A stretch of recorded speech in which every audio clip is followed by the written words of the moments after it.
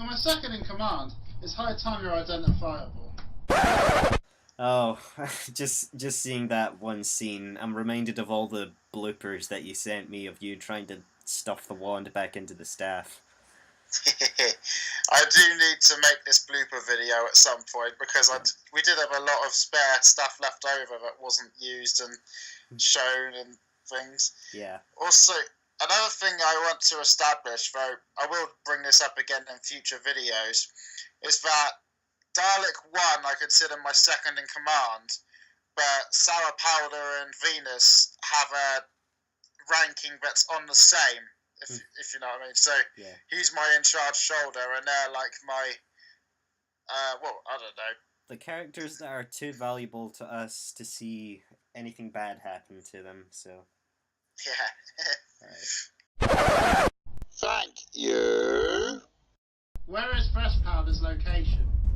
He has chosen to remain where Sour Powder was defeated. Good. Well, let's all head there now. The fleet will move to destroy Fresh Powder's forces! Yes. The entire fleet moving into attack. I loved your reaction to this, because originally when I was showing snippets, I really did consider showing this to you. But I thought, no, this has got to be one of those scenes I don't reveal to see your full reaction for. Yeah. Although, speaking of which, there are some scenes, including the next one, that I'm a bit iffy about, so we'll talk about that.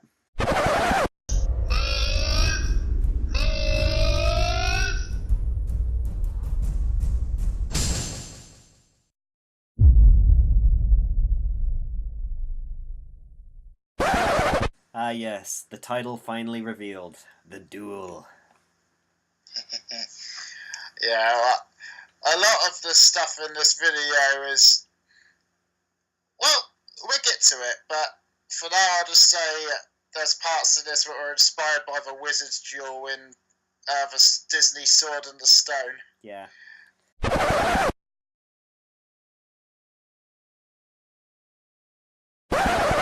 Oh boy, this shot.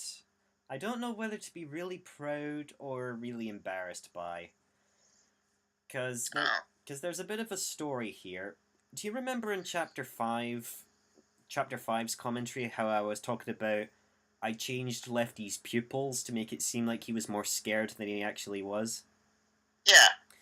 Well, basically, I took that image, I recycled that image of Fresh and Lefty to directly put into this scene, but changed their facial features a little bit. And because it was still the image of Lefty's scared pupils, I needed to get them out of the way and make him look bigger again. But I realized too late, as in watching the reaction too late, but if you look at the 5th Cyberman from the left of the screen, you can see Lefty's old pupils around on his hip and on his groin. So I was because when I saw that enlarged, because in iMovie I'm looking at the final project through like a little screen, but to see it inflated and I realized my mistake, I was like, oh, what? Oh, come on, no. Well, I can honestly say I didn't notice it. It seems, because I really like this image, it shows all your forces there, and I think, to be fair, I haven't seen any comments in your videos pointing out the minor flaws, like, if you're, you know, like you said about your hand being lower than the other in the room and stuff, and obviously there was the chapter I did with the bowling ball, I said part of the head was off a line, and it was like, but everyone seems to be pretty lenient, I think. Yeah. It's another example where you don't see it that well, but I can see it clearly, and it's I can't get it out of my head now. I am gonna have to go and have a look to see it again. All right.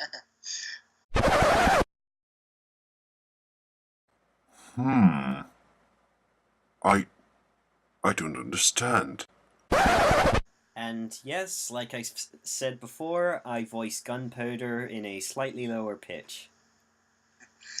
I do like your voice for Gunpowder. He seems like the grandfatherly figure of the troops. Yes. Why would you want us to just wait around here? Because, GP, if we can't get to Snakestaff, we will instead make him come to us. If you say so, but my tanks are always on guard.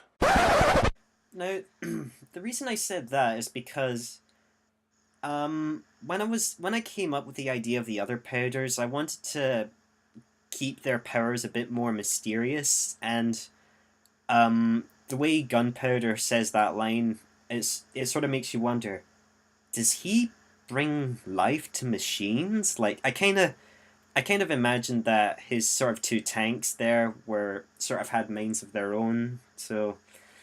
But they were sentient. Yeah. Essentially. Mm-hmm. That's interesting, because the line where he said my tanks are always on guard, I imagined he meant they're there if we need them, I guess. So, like, they'll be... We've got them if... You know what I mean? But, yeah. But that would have been quite cool to see them. Mm-hmm.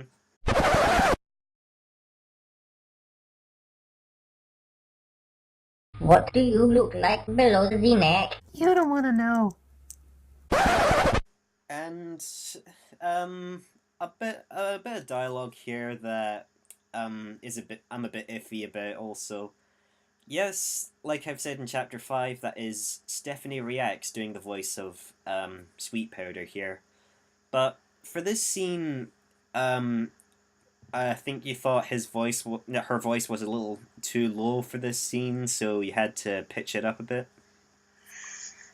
Yeah, I guess, honestly, I didn't mean any offence to Stephanie, and I hope she isn't feeling upset about it in any way at all. But... I don't think she is, but Stephanie, if you're watching this, don't worry, it wasn't my idea.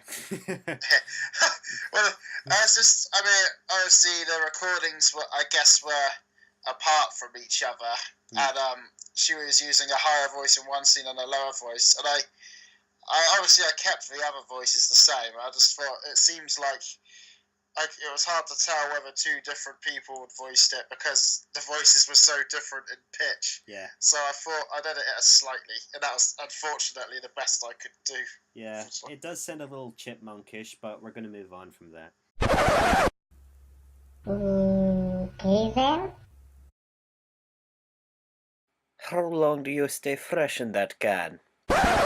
You know, I think this is... I should bring up that this entire segment is probably the second ever clip that I worked on for this chapter.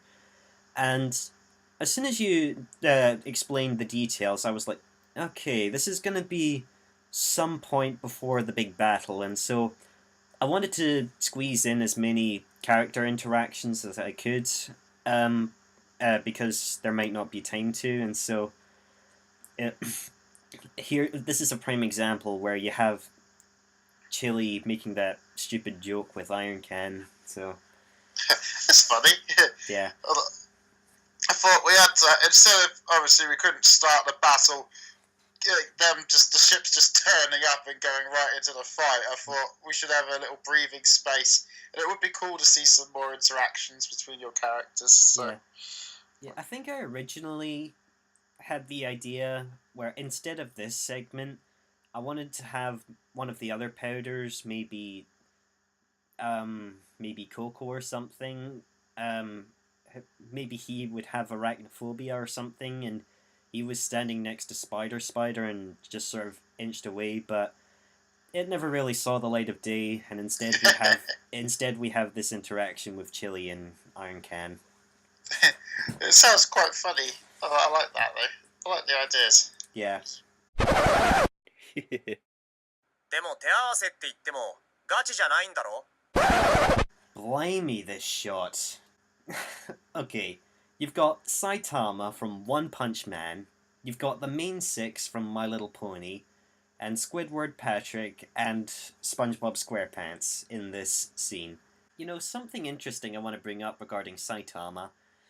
The reason why he's in this is because I thought I need at least someone strong enough to match the Daleks, and so interesting fact, his dialogue, I found a neat little life hack to getting his dialogue in. And so, of course, Saitama originates from Japan.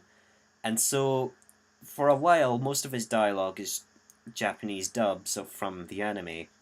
And so, what I did was, I thought about what he was going to say, looked through the anime, and found a line. I think the original line went, is this where you want us to stand? Because he's sort of asking a question, so you have like that little high pitched tone at the end of a question, like, Yeah. do you want me to stand here?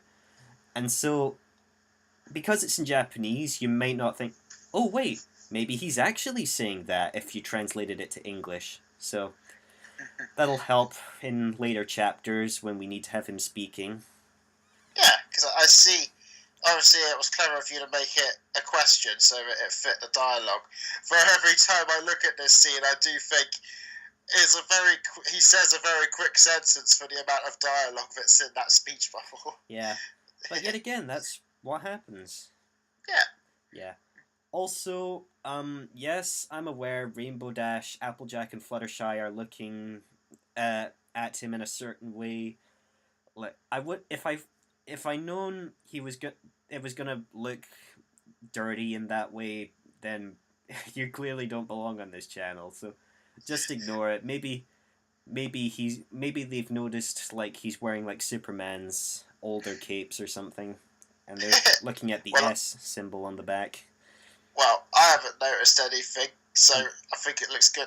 Yeah. Is that what he calls Ah, yes. The moment Falcon bites the dust. Yes, indeed. I did. Obviously, you sent me that clip where just before Squidward says, "Is that what he calls it?" But I thought I'd edit it out and give you the surprise. Yeah. Like, And it worked. Yeah, cutting out that one bit so it was just like, whoa! Yeah, it worked. And, here's my question. If you loved him, why did you kill him? well, for one thing, out of the lot, I thought Falcon was my favourite. But then I thought we can't have a battle without some deaths on both sides. And for some reason, I singled out Falcon. Maybe because it was I don't know.